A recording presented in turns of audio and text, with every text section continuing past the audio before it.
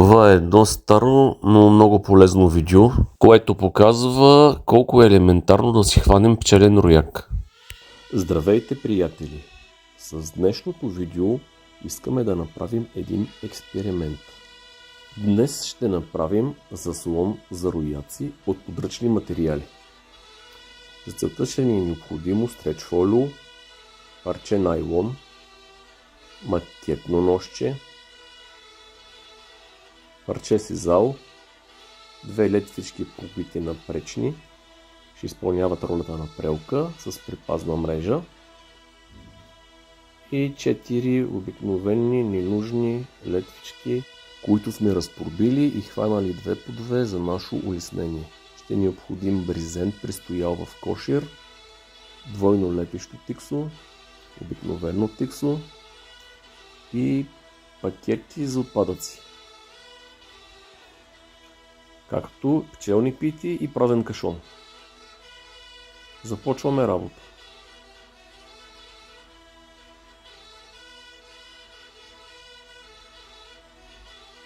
Преправяме кашона по размера на рамката.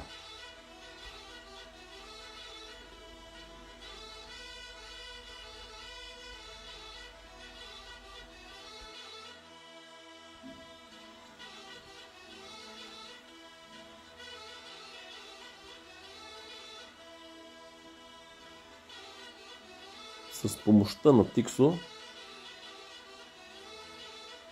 стабилизираме кашона и го подсилваме.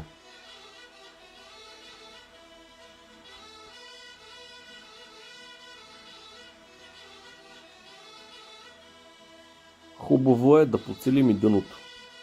Все пак там ще падат всички отпадъци от пчеличките, за да може да се почиства. Разделяме летвичките. Едната я слагаме отвътре за държач на рамките, а от другата отвънка за ръкохватка.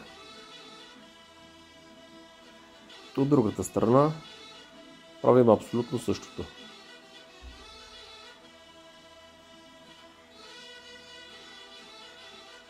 Едната я слагаме отвътре, чрез нея ще придържаме рамките, а другата я слагаме отвънка и тя ще изпълнява ролята на дръжки.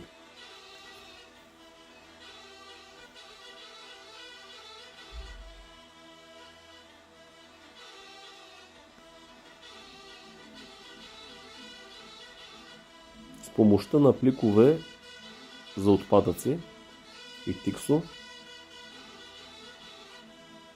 напасваме необходимата дължина, с която да може да обвием кашона. Така по този начин ще запазим кашона от евентуални дъждове и влага. На помощ отново ни идва тиксото.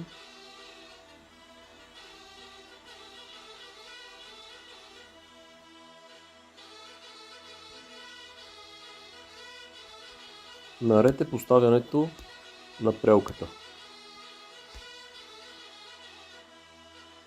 Тъй като кашона е дълбок и се огъва, поставянето на прелката е малко трудно.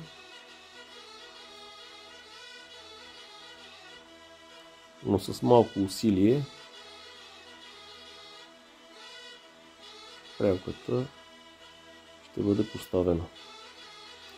Целта е да стане колкото се може по-неподвижно и плътно прилепена към кашона, за да може после да отбележим отвора и да осигурим достъп на пчеличките в вътрешността на кашона. Забелязал съм, че когато прелката е така направена в заслона, той бива предпочитан от пчелите, тъй като когато преминават през този тунел на прелката, пчелите се залъгват, че дебелината на стената на тяхния заслон е дебела. Това ги подлъгва и те с охота влизат. Изглежда това им дава сигурност. Сега правим прореза, с който ще съединим двете части. Хубаво е прелката да бъде поставена горе-долу на средата на страничната летва на рамката.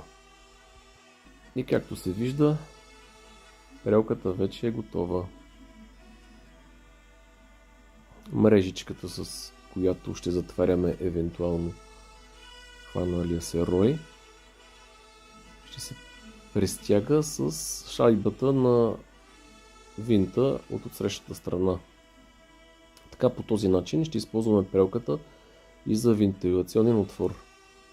Когато затворим чиличките, те да могат да вентилират вътрешността.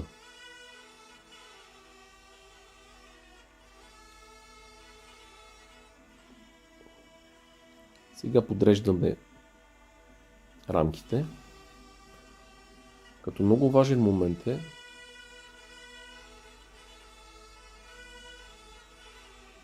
да видите, че влизащите от прелката пчелички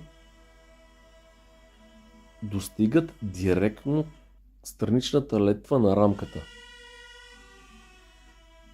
Това ще се види най-добре със следващата пита, която ще поставим. Забележете, че страничната летва на рамката опира в прелката.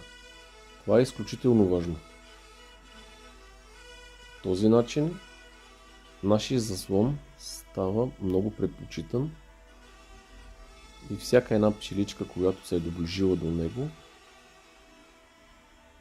има контакт с страничната летва. Използваме тъмни, черни рамки. По принцип ние работим с дадан блат, но този заслон ще го направим, за да може да хващаме рояци за нашия учител, тъй като тази година всички рояци, които хванем, ще бъдат подарък за него, за да може да запълни запасите си и да компенсира зимните загуби. Чрез двойно лепещо тиксо закрепяме облицовката на капака.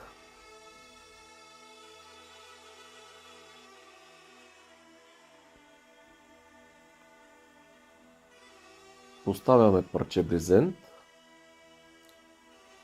Този път отоплител няма да слагаме. Парче найлон, който да предпази от евентуално потичане на капака.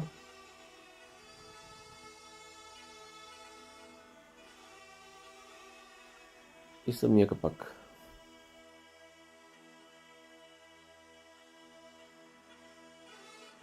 С помощта на стреч фолио обвиваме допълнително и стабилизираме капак. Связала ще го използваме, за да направим удобна дръжка за пренасяне на заслона. Това е всичко, приятели. Остава заслона да проработи. Очаквайте видеото, в което ще снимаме как го поставяме и видеята, в които ще проследим дали пчеличките ще го харесат и дали ще се хване рой в него. Благодарим, че отново бяхте с нас. За нас е истинско удоволствие, ако успеем да ви бъдем полезни. Успех на всички колеги!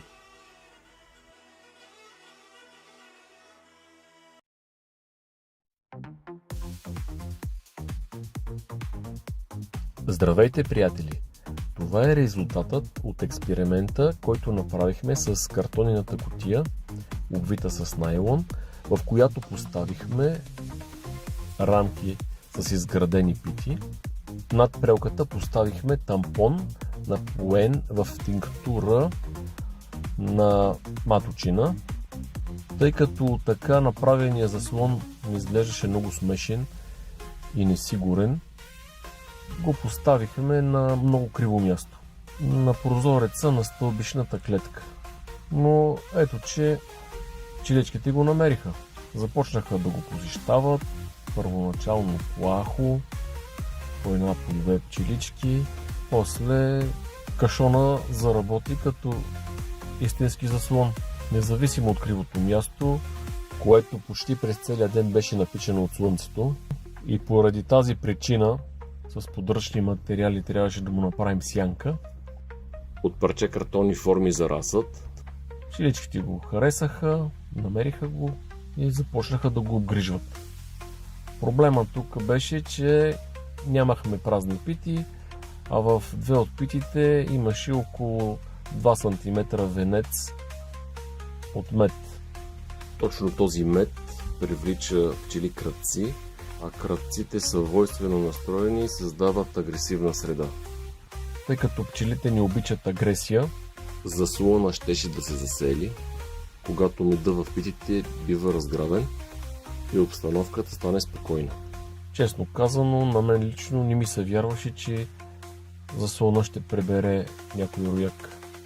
Моето на 20.05, като се прибирахме от пчелина, по стълбите още за стълбището видяхме изпадали пчели. Явно рояка е бил голям и през малките процепи на прозорците са влезнали заблудени пчели. В момента, в който огледахме заслона и видяхме, че пчелите излизат под 45 градуса, това беше сигурен показател, че в заслона има пчелно семейство. Ще съберем тези омалмощени пчелички, за да могат да се преберат при сестричките си. Една мължили. И така. Ще изчакаме да се стъмни. За всеки случай ще отворим заслона, да видим дали вътре има семейство, за да ни го вдигнем без семейство. И общо взето е това. Дори и в кашон успяхме да привлечем рояк, което лично за мен е голямо постижение. Абсолютно не вярвах, че може да стане такова нещо. На следващите кадри виждаме сваления заслон и може да се убедите, че в кашона има рой и то не малък. Благодарим ви за вниманието, успех на абсолютно всички наши колеги, дано да сме били полезни.